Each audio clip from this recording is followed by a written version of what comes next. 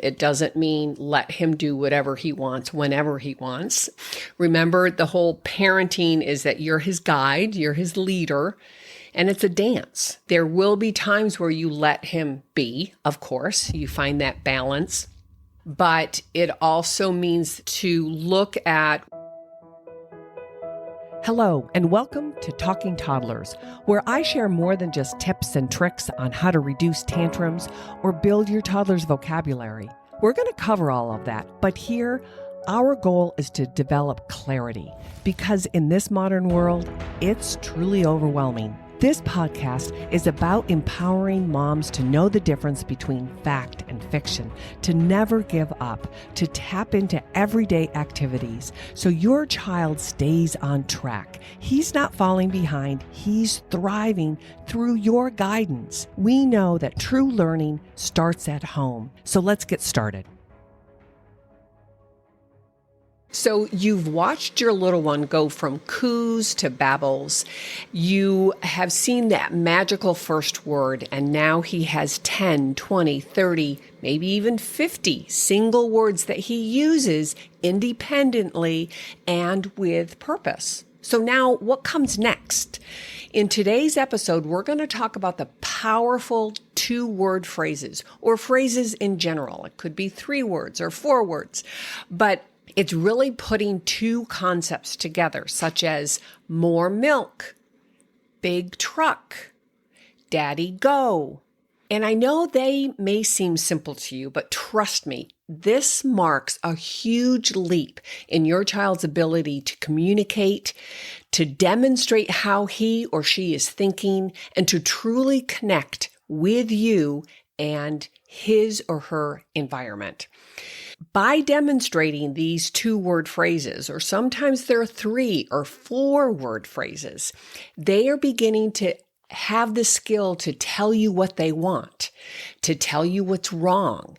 And what that means is then there's less emotional meltdown. There's less frustration in your everyday life. Because there are less tantrums, there tends to be a less dysregulated little toddler, right? And then that means your transitions are easier, and he's truly demonstrating that he's better able to learn through everyday experiences, through play, through your engagement. He's expressing literally how he is wiring his brain. So welcome to Talking Toddlers, where I dive deep into the essential milestones that shape your child's early years and truly set the stage for a lifetime of learning. And if you haven't met me yet, I'm Erin with over 35 years of experience as a pediatric speech language pathologist. And today, like I said, we're talking about the critical moment that your toddler's language development begins to explode.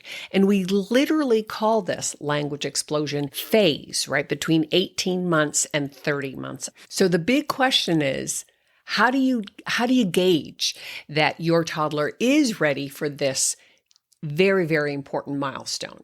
Are there clues that you can become better familiar with to help him build this language processing skill through 18, 24, and 30 to 36 months of age? And if he or she isn't quite ready, how can you hone your skills to help guide and support them through this very, very exciting, sometimes nerve-wracking language explosion?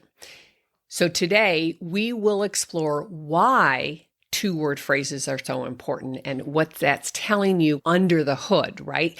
If you had X-ray visions and you could see what's going on neurologically and cognitively, then you can recognize when your child is ready and when he really is taking the ball and running with it. I will also share some practical tips to help encourage your child, no matter where they are on this journey. If it's just beginning to emerge, or if he has a handful of them, but it doesn't seem to be consistent yet. And the key here like many of the topics that I share with you, is that it's not always looking at his chronological age, but looking at his developmental age. So say he is 24 months old, but he's not using 2 words, then that would suggest that he's more 16 or 18 months in development. And so you would still do the same processes. You would still do these practical tips each and every day to help really merge and marry his developmental skill with his chronological age. And that's what we refer to as closing that gap. So if you're eager to ensure that your child is on track, or perhaps you're just curious about what's coming next in this language journey of ours, stay tuned. You don't want to miss this milestone. And I know there's a lot of discussion out there these days about glossing over some milestones, and I've referenced it before. That's not today's purpose, but what I try to do is pull out these critical measurements that we have. Milestones are just a snapshot of skill at that particular time, and then dive deeper into it with you to share what are the subtle nuances and why do I recommend certain things during your everyday life experience to really hone and enhance these skills.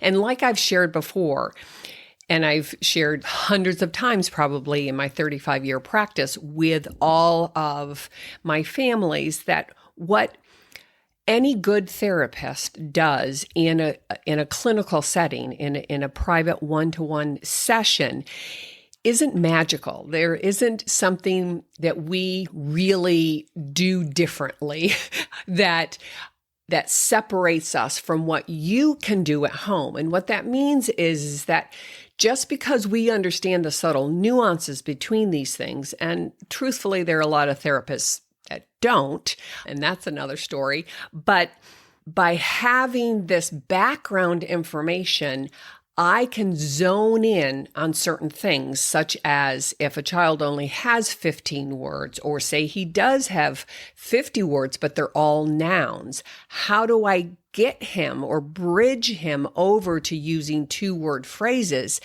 We can't really talk or communicate or share with just a bunch of nouns. That doesn't demonstrate that he's understanding 2 different concepts, like truck broke, daddy go, feet dirty.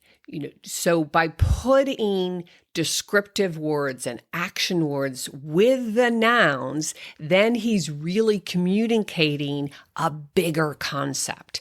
And so play therapy or play-based therapy is really just taking what we've learned about healthy growth and development with babies and toddlers and preschoolers and really just honing in on very specific steps to the ladder, right? To moving forward in this very, very dynamic growth period, those first 36 months. And that's one of the primary reasons why I'm zoning in on that, even though I've worked and treated kids of all ages, right? Any kind of pediatric age. But my goal here is to prevent or to catch early, to close those gaps, to empower parents and give you step-by-step guide of how you can do what we do in a therapy room every day at home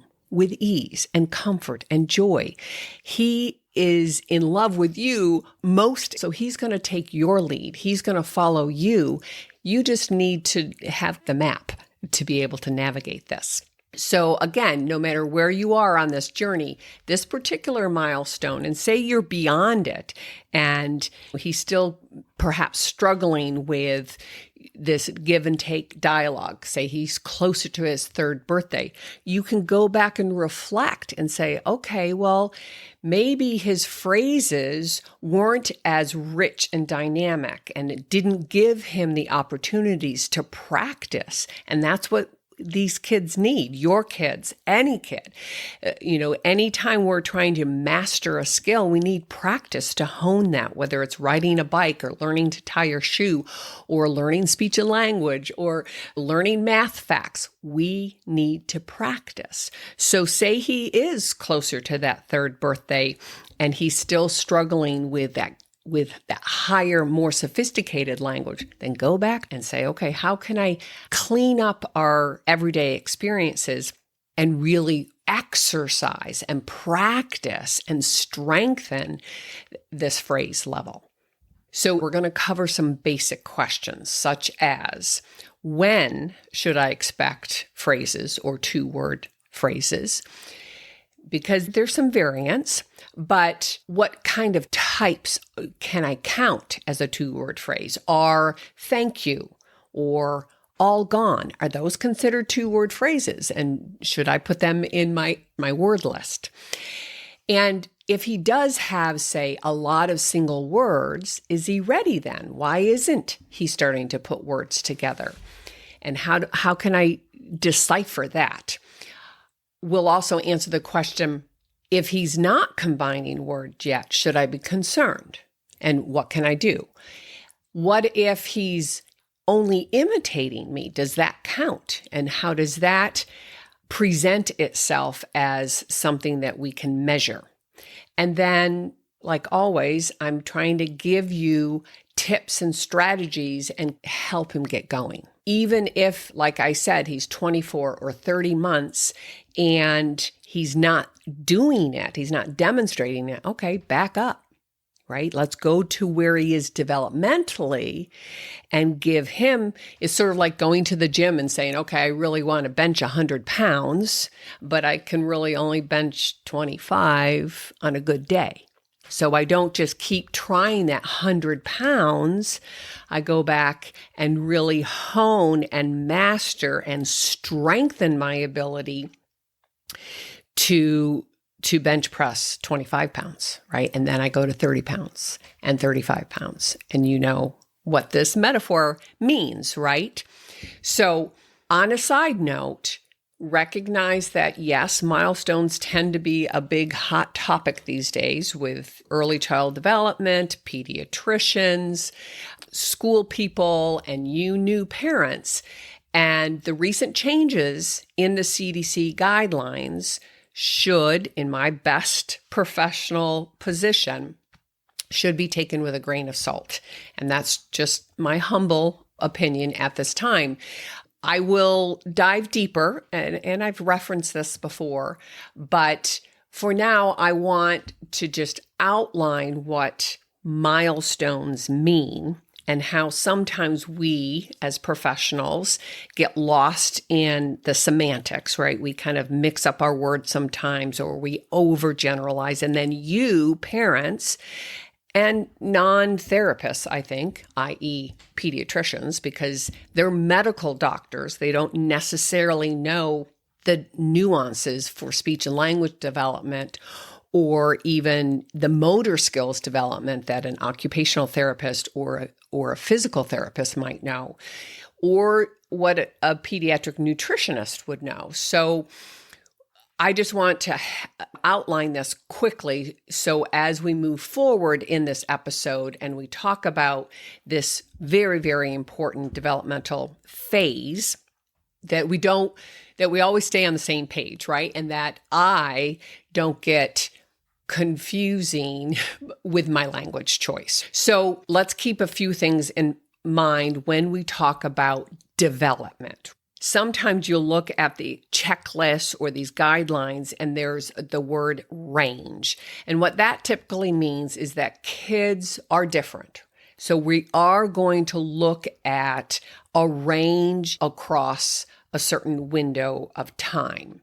So when I talk about two-word phrases, they begin to emerge at 18 months. They really are showing more consistency at 24 months.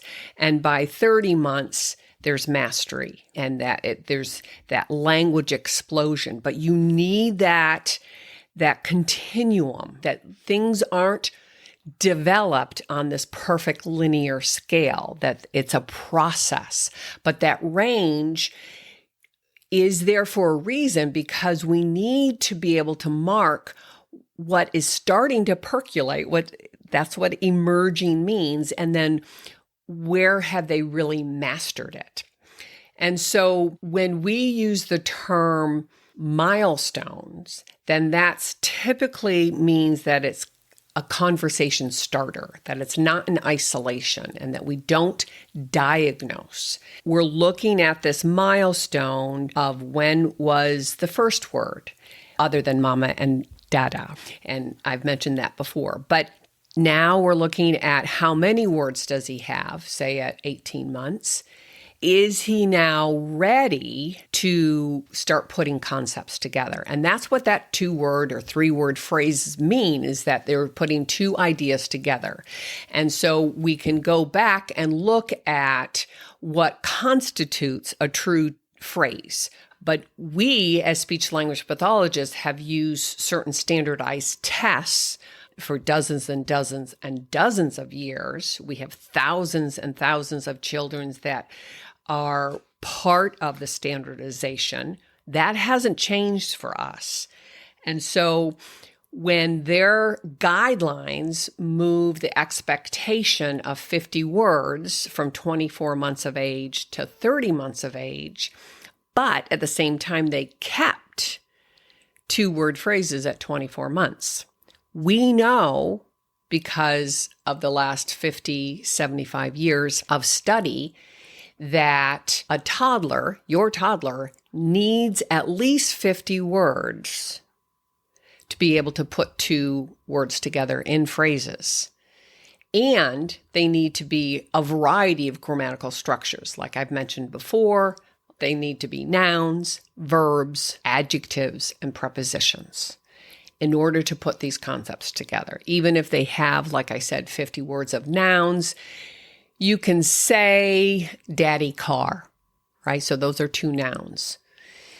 You can say mommy cup, right? So it's early possession, right? And typically around 24 months, you'll start to see some of those possessions, like daddy's car, mommy's cup, right? So those are 2 nouns. But you really need verbs. You need some actions. Daddy go, cup broke, cup empty, those kinds of concepts that are built together.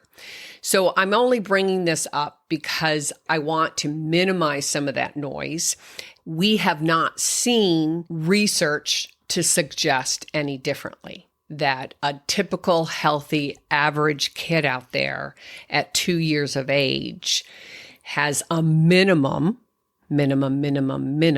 of 50 words that crosses different grammatical structures, can start to use phrases. And so that's why I've created a resource for you guys called Building Vocabulary, Single Words to 2-Word Phrases, and I'll have the link below, but it will give you some explanation, pretty much of what I've just shared, and then also some ways to collect data. And I'm a data girl. I believe that gives us a good measure of where is my child and where am I going, right? How can I help them get to the next phase? So now let's answer the questions that I laid out in the beginning. The first question is when. And like I mentioned before, even if their chronological age is 24 months and they're not there yet, they could be developmentally at 18 months. So you maybe perhaps see these 2-word phrases coming up once in a while. Or maybe they're imitating you, and so they're beginning to practice through imitation, right? But typically, what the expectation is for this milestone is that at 24 months, that a toddler uses them fairly often, so there's consistency for you, and it's noticeable to family members and caretakers, and they're independent with it. And like I said, they begin to emerge around 18 months, which means that it's on occasion, it's more imitative-like, and that it really shows that he's practicing. And there's sometimes that nonverbal communication where you could say, fuzzy bear, and he touches it, he looks back up at you and say, fuzzy bear. And he's putting it together, that touch, he's imitating, and then he's practicing, and he's giving you eye contact to confirm, is this right, Mama? Is this what you mean? That this feels fuzzy? And this is a bear? Bear, I know. And perhaps fuzzy, I know. But now I'm putting it together. And through my actions, I'm confirming with you. So that's what emerging means. Note that before we can really see 2-word phrases or 3-word phrases expand, we need a really big, full, rich vocabulary, a list. And part of the resource, the Building Vocabulary, the link down below, will give you a sheet that you can just start to put out or write down the words that they use on a regular basis. And think of words, and you could put I next to it if there's only imitative, but it will help you. And then once they get to, say, 200 words, you're going to stop writing. But you're really looking for that 16, 18, 20, 24, 30 month, building that vocabulary up. And because we expect this language explosion, you want to get to the point where you can no longer track it. And so think of this language explosion between 12 and 18 months. A typical healthy average little guy or gal will learn 2 words per week. Right? Once we've kind of broken that initial barrier where, say, they have a handful of single words by their first birthday, give or take, right? But those next 6 months, they will start to acquire 2 words per week. And then between 24 months and 36 months, this is where that language explosion is, they average 9 to 10 words per day. So that's that contrast, that's that measurement that we have looked at for, my whole career, but at least 50, 60 years, that this is what a typical child from the first birthday to the second birthday to the third birthday. That's how we get them from a handful of words on their first birthday, 50 words on their second birthday, to 1,000 or 2,000 words on their third birthday. And that is language explosion. Our little human brains don't ever experience this type of growth. There is another big language explosion and frontal lobe expansion around 15 years of age, and that's something else to consider later on. So that's when. So look at what the expectations are through emerging to hitting that milestone to then taking the ball and running with it. Now, the types, and I've alluded to this, is that we really need 2 words that build a different concept, right? That they're pairing them together to make a new message. And so they are going to ask for something, right? More milk, right? Or they will tell someone what they want. Milk, please. Or they will share information. No milk. Like it's all gone, right? You look in the cup and it's empty. No milk. Or they'll comment on something like fuzzy bear. They're going to comment. Maybe that's a new word and they're going to practice it and they like the sound of that fuzzy bear, right? And so they're commenting. So some other examples would be mommy go, truck broke. I use that often. Daddy home, bunny eat. You see how there's 2 concepts, more anything, right? More apple, more jump, more song, more bath, so it could be an activity or it could be an object that they're requesting.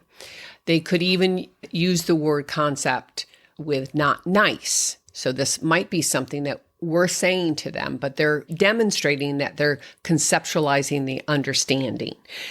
Say the kitty scratched them, or somebody, took their truck.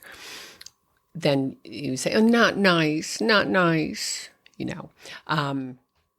or daddy outside, maybe he sees him through the window, or they could even describe the sensation of something like yucky hand, like my hands are dirty, yucky, right? Or if it's sticky, say they're exploring different sensory perceptions, and it's like, ooh, yucky, and you can play with that, but you're building that concept.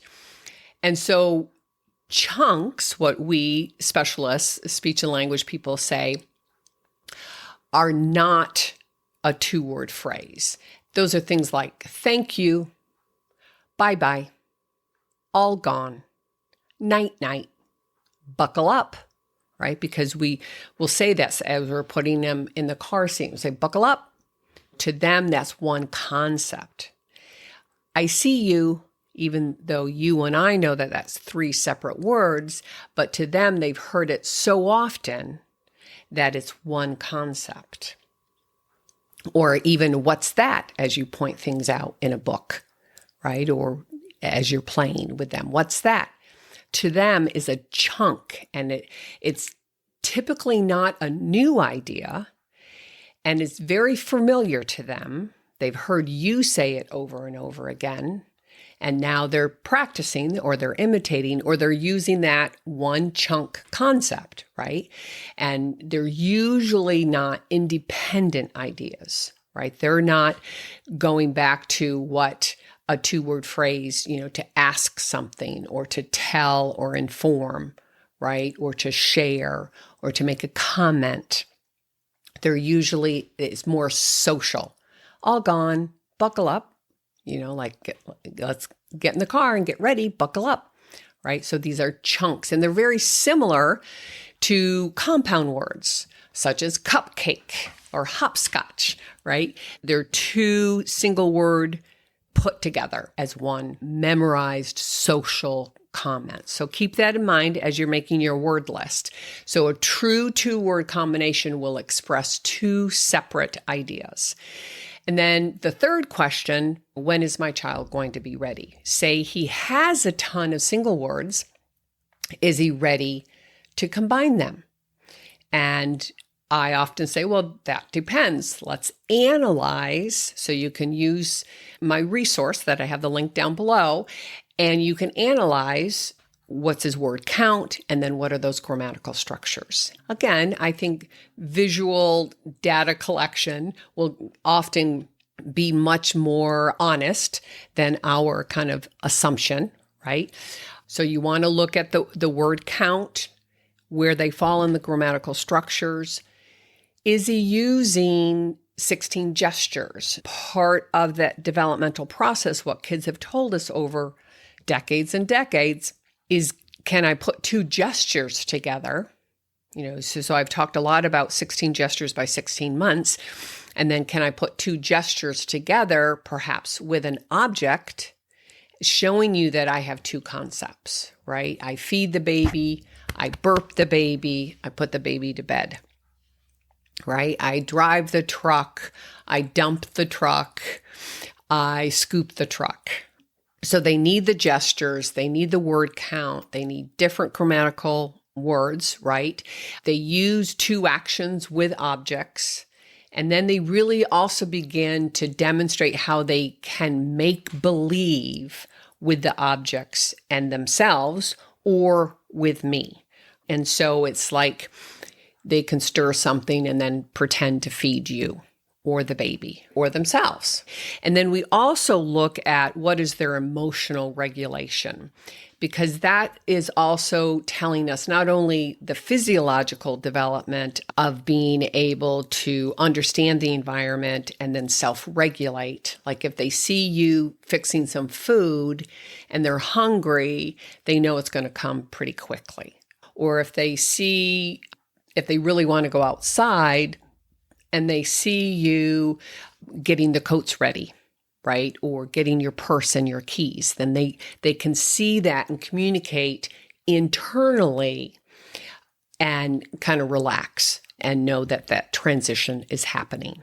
And then there's also looking at their independent play with intention. And so it's not just exploratory or repetitive play, but they're really, like I said, playing mommy with a baby doll, or building this fort with the dump truck, or in the sandbox, they're digging a hole and burying the animals, or whatever the imaginary play is. And so these steps toward development is demonstrating that they're putting concepts together, and that they have both the understanding and the expressive vocabulary, right? At least minimum of 50 words. Now, there's some research, and I've shared this before in a previous podcast, that you could count up 35 words, and typically that's not enough.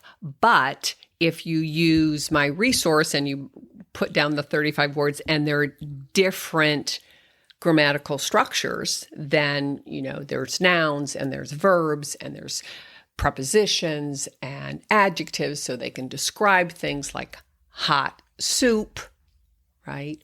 Or ball under table, those kinds of things. So they have enough concepts that they can build together. And 35 is extra minimum, right?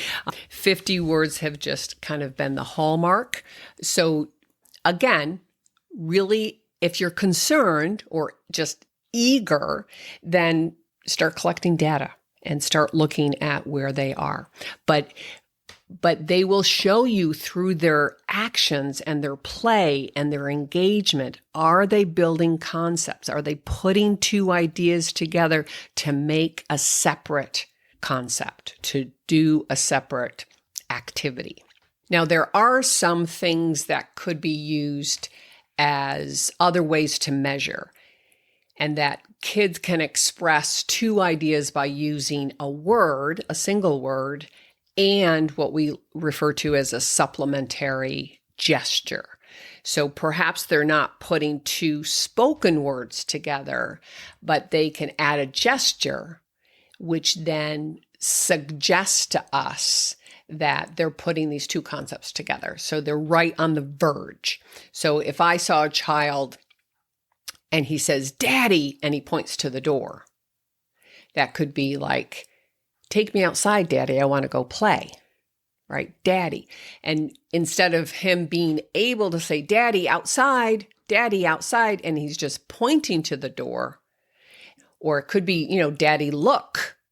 Maybe the mailman is coming, or the dumpster garbage man is outside, or maybe the florist is bringing flowers to the house, right? And so they're looking at you, calling you by name, and pointing out something. So they're putting these two concepts together, even though he's only saying one word. He could also gesture that his arms sprayed out like, "Oh, it's big," right? And he points to the truck, or he looks at the truck, right? Or an apple. Like, I remember distinctly picking apples with my daughter, and she would line them up of what's really big and what's a little baby apple and those kinds of things. So, but they're putting a gesture with a single word. And so that is suggesting that he's on the verge, right? These things are emerging, and simple things like "Mommy," and points to the floor, which means like, I want to get out of this high chair, right? "Mommy, down, put me down," right? But they're not necessarily putting the verbal words together, but they're supplementing with the gesture. And that's a little bit different. And, these are nuances, right? So you really have to think about it, but it's a little bit different than just pointing and labeling, right? Points to the cookie, or points to the door, or shakes his head, no. Those are all single concepts, where before he was using one single word and pointing to something, like putting that together. "Mommy, get me out of this high chair. I want to get down." So all of this really does require some thought on your part and paying attention. And don't be afraid to take some videos of him, hopefully unbeknownst to him, but you can then analyze some of his behaviors. So when I look at this developmental phase, 18 months, 24 months, 30 months, and how they're using words to put together, it really does help me measure their cognitive development. And remember, cognition isn't necessarily quote unquote intelligence or IQ score. Cognition is really taking their life experience, play, and everyday activities and building their understanding, their awareness of how this world works. And so by demonstrating through putting two words together, putting ideas together, they're helping us see, yeah, I'm beginning to understand. This is my cognitive development. I know certain things feel different, right? If it's a fuzzy bear, a soft cushion, a bumpy road, then I'm being able to use my words to express my understanding. This is such a huge growth spurt. We sometimes get lost in the shuffle. Many things are happening at the same time, such as potty training and sleep changes and perhaps a new babysitter or a new baby in the family, all kinds of possible distractions that can help muddy the water. And I just want to bring it home, zone in on this one particular milestone that really is illuminating what's going on, quote unquote, under the hood, right? So the next big question would then be, should I be concerned if he's not combining words? He's hitting his second birthday and he's not really putting words together. And so here, in responding to this question, I want to set the stage with a word of caution.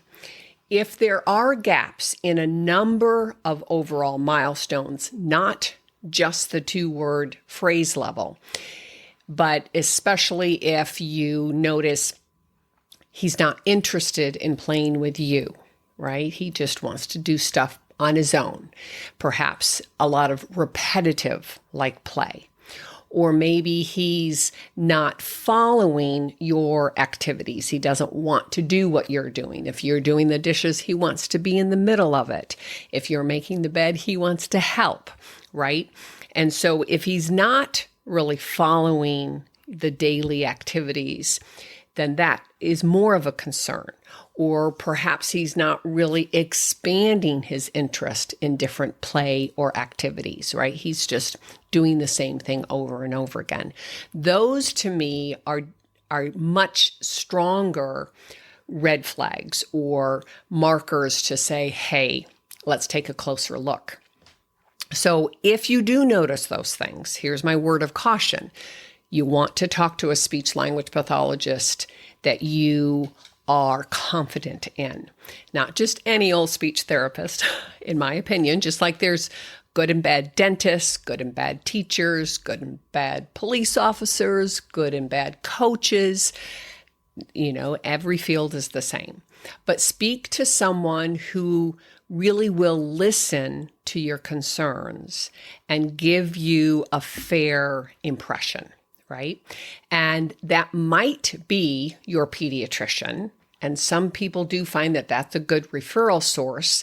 But I have found that I think you, as the mom in the middle of it, would feel more comfortable or get more honest feedback by, say, you talk to friends that you trust, or a friend who has gone through this early child development, or someone who has had a speech and language delay, or perhaps a family member that you can be confidential with, or perhaps a neighbor, right? Or the other big thing is to discuss your concerns with a preschool director, not necessarily the teacher per se, but the director tends to have a deeper, richer education, but also background experience, right? But they tend to be good, excellent referral sources to find a speech and language pathologist. And the other key here is that you don't need a pediatrician's referral. So you can pick up literally the phone and call any speech language pathologist office and talk to them. And you don't need a referral source. You do want to check with your insurance. That's a whole nother, ball of wax.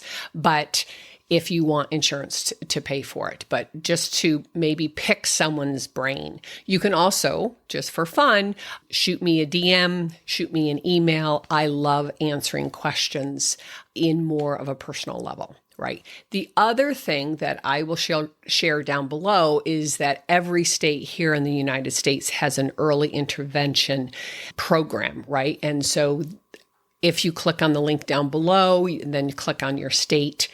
It's organized through the CDC, but there's early intervention, which means from birth to the third birthday. And I just went to their site and I just highlighted this one little paragraph because, again, I want to always be honest that what the CDC website says is, quote, "Unfortunately, families may have to wait many weeks and sometimes months before they are able to get an appointment to see a specialist or start intervention services for their child's developmental problem. This can be a frustrating time for parents who want answers and help now," unquote. That is what the CDC website stipulates. And so that's why I suggest if you can go the private route, if you're really concerned and you don't just have kind of this uncomfortable feeling, talk to your pediatrician, of course, talk to friends and family, and then look online and look for, reviews. And it's a very personal choice too. You want to be able to feel comfortable and build a relationship with a therapist that you feel like you can be heard, right, and respected. So that's the side caution. Meanwhile, you're asking yourself, how can I get going on this? How can I help him naturally at home? Or perhaps, you're just beginning to see things emerge at 18 months or even 20 months. How can I foster it? So here are several things, let's say 1, 2, 3, 4, 5, 6 things that I kind of laid out. Follow his lead. And I always put an asterisk next to that phrase because I think some people think, oh, just let him be, let him figure it out on his own, right? It doesn't mean, when I use it, it doesn't mean let him do whatever he wants, whenever he wants. Remember, the whole parenting is that you're his guide, you're his leader, and it's a dance, right? There will be times where you let him be, of course, you find that balance.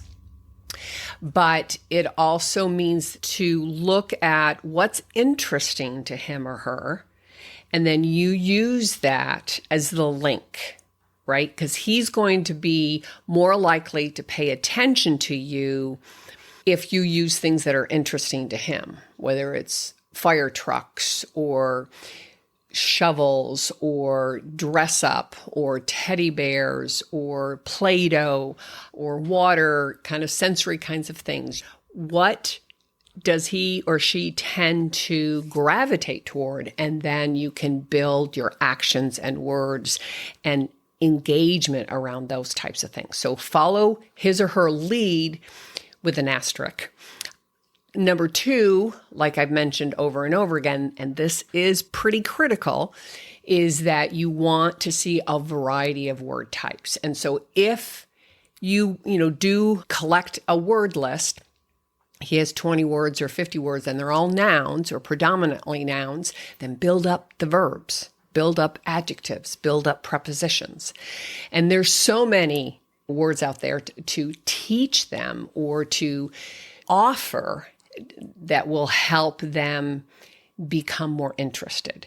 And I always look at verbs as very fun because you can do it, you can have sound effects, you can role play it, you can share and take turns such as jump or pretend to fly or scooch on your bum, right? That's a good sounding word, scooch, right? Boom, boom, boom, push the bear across the floor, scooch.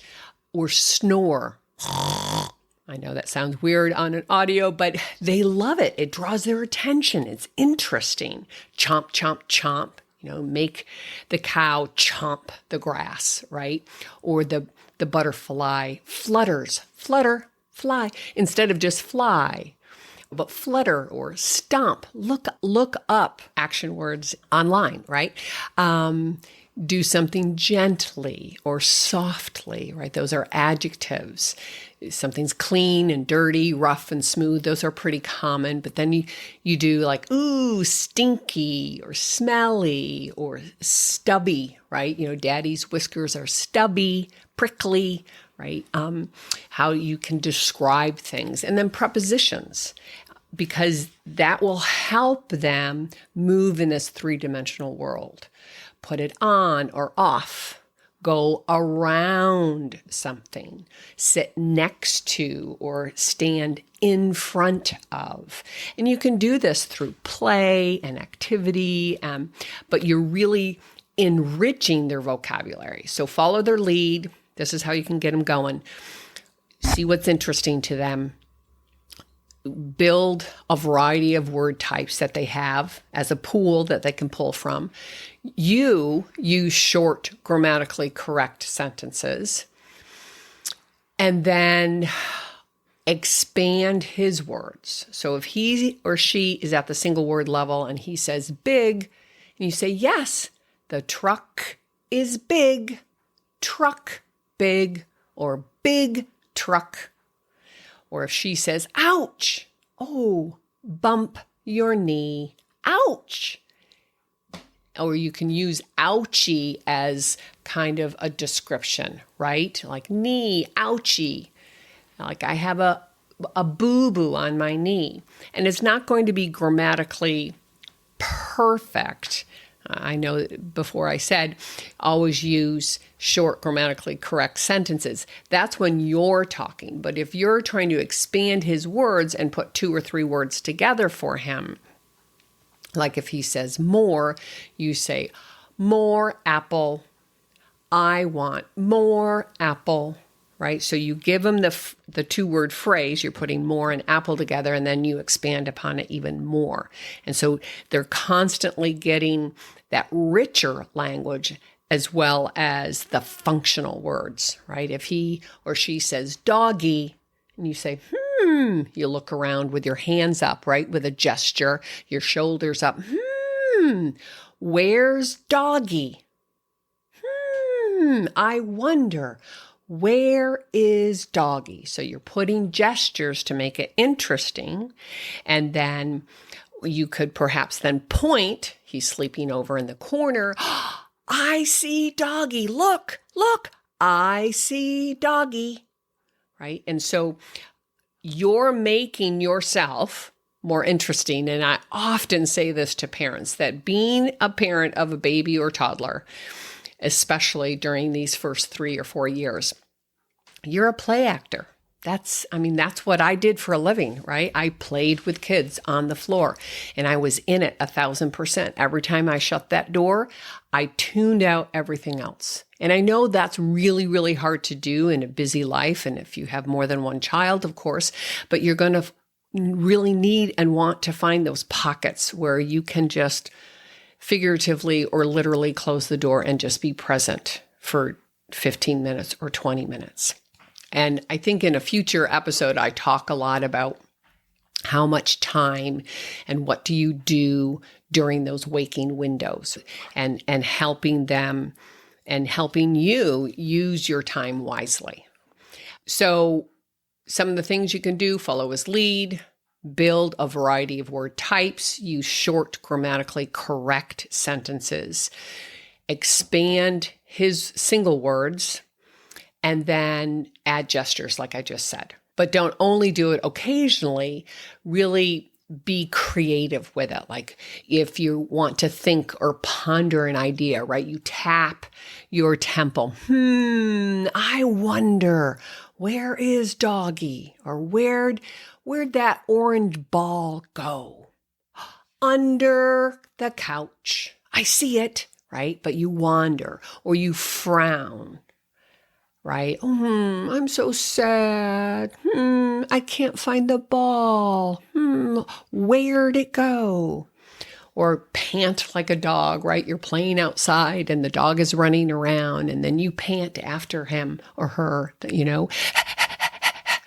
Those kinds of gestures really help them understand what the heck is going on, linking them to the words that you're using, and you're doing something to pull their interest, right?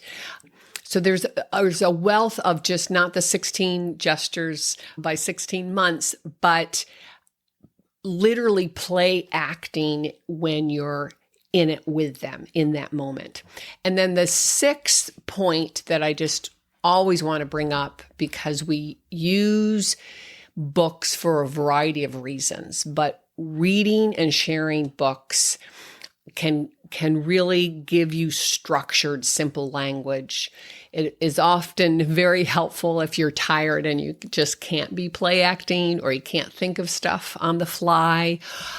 Dads rely on this a lot because it gives a script, but so do moms, in the sense that it's like, I'm spent. I can walk through this book and give him good language, try to transition to being more calm or settling if we're going to do something, take a nap or get ready for dinner or those kinds of things.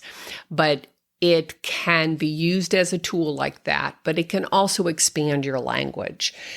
Again, looking at different grammatical structures, actions and descriptions and things that you perhaps don't have at your disposal, right? To sit and eat, or look, the cow is chomping his food, like I said, or the farmer push the cart, or the horse drink out of the river, those kinds of things, or doggy chases the cat, or the fish swim. And you can take things that he's experienced once or twice and then give him a visual cue, like the fish swim. Maybe you went to the aquarium, maybe you went fishing this summer, those kinds of things. And then you can build that language. But the idea is that if you don't see that he's following these milestones, that he's a little bit behind, then these are things that you can do naturally and just bring it to your forebrain, right? And then the fifth and final question that I posed in the beginning was, what if he's imitating me in these phrases? Does that count? He's not doing it independently, but does that count? And the truth is, yes, that is really saying to you, especially if he's just not repeating them like a parrot, that he's really like that whole bear is fuzzy, or cup gone, or milk gone, right? The cup is empty. And he's really giving you confirmation, like, you made a statement to me, Mama. I understand in real time, and I'm confirming. And so that typically means, especially if he imitates often with you these phrases, it typically means that he's right on the verge. So keep on imitating, or sometimes give him those gestural cues like, what's wrong with your cup? Or, looking at the fuzzy bear and you're touching the bear. The bear is, and then you give them that opportunity to fill in the blank, right? So there's a lot of more play acting going on that you can help bridge that imitation to building into automaticity, right? Or independence. So the takeaways around this beautiful language explosion, right? These 2-word phrases or longer utterances, is that we know through decades of study, looking at children, diagnostic testing, measure, and real life on the floor work, that children who were late to combine words were more at risk for future problems in language and learning than children who were just late to share their first words. So sometimes we look at, his first words weren't till 14 or 15 months, but then, by 18, 20 months, he was really putting words together. And so that's a better profile than if someone has 50 words, but they're not putting them together in these 24 months. So the other big takeaway is that, and I've mentioned this before, is that your little one must be doing 2 actions in play, 2 different actions. Like if he has the doll, he feeds him, burps him, puts him to bed. That's 3. Or driving the truck and then bringing the people on the truck or on the bus. I had a little bus for the little people and, beep, beep. You honk the horn, come on, get aboard, and put the people on board, close the door, drive away. So he doesn't necessarily have to be using words, but he's demonstrating how things go together. People go on the bus, the driver drives, right? Those kinds of things. So look at that and keep that in the back of your mind. A couple of bonus takeaway, and this is more along the side of caution. The goal here for my podcast and my work online is to help parents be more proactive and to help you build your skills so that you can guide language development naturally at home every day and feel confident in doing that. But there is little to no risk, and I've always said this to anyone who's ever called my office or I've talked to them in a presentation or in a meeting forum, but there's little to no risk in scheduling an evaluation with a speech-language pathologist if you're truly concerned. Because of what I quoted with the CDC, and that's true in private offices too, that it's not always easy to get in within a week or even 2 weeks. Often it can take months, especially nowadays where there are less and less service providers. There are more and more kids to evaluate and to provide service for. And so it can often take months. So setting up your appointment when you first notice potential concerns is a very, very good idea.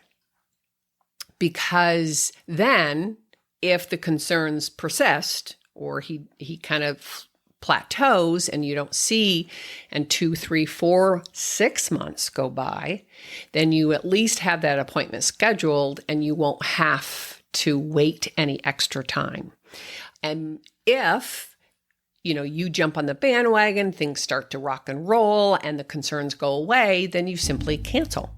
There's no problem with that, right? And so the other big question that I often get, and I've gotten this recently in some emails, is do boys and girls develop differently, right? Do boys say less words than girls? And when I use your guide, and again, that link is down below, Building Vocabulary, should I expect less than 50 words if it's a boy?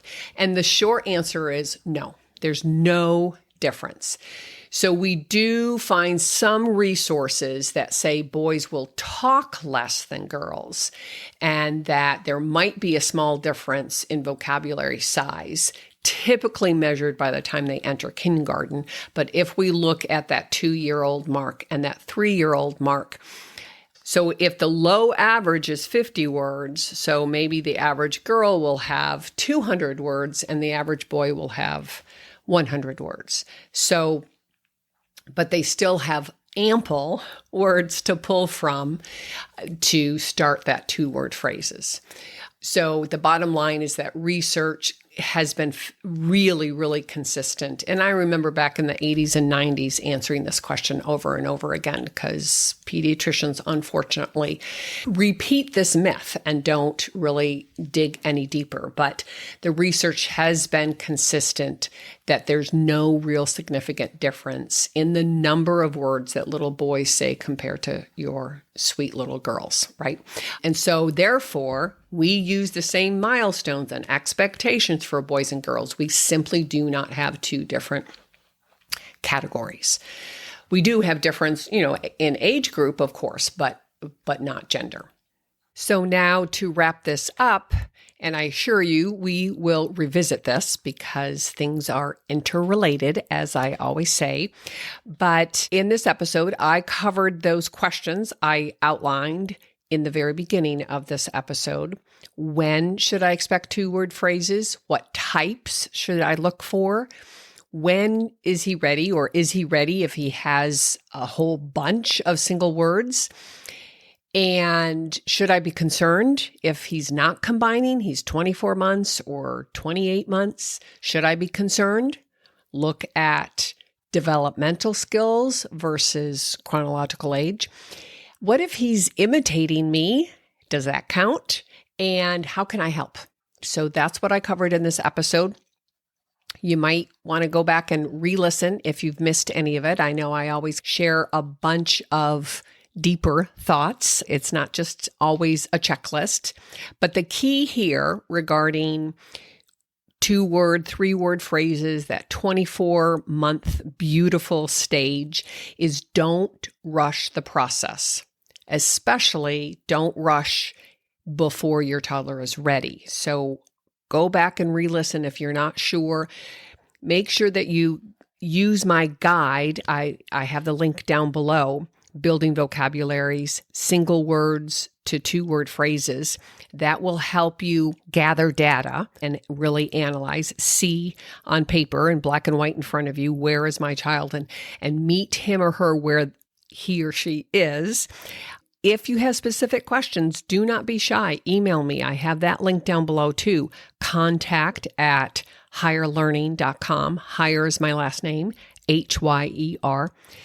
Thanks so much for spending your precious time with me. And I want you to know, I want you to really believe that you can prevent delays and you can really close the gap to not create lifelong issues if you are open and willing to become more informed and more knowledgeable about your role. And embrace it, even with the uncertainty. If we, as parents, understand it by staying connected with our child, by looking at how am I present, how do I show up, am I purposeful in my routines, and I have a future episode on the importance of schedules and routines. And then, am I playful? Like I said here, we're often a little actress, right? We have to play act to bring in their engagement. We have to compete with all of this noise. And you can do this. I've seen it done hundreds and hundreds of times. So God bless, take care, and I'll see you in the next episode.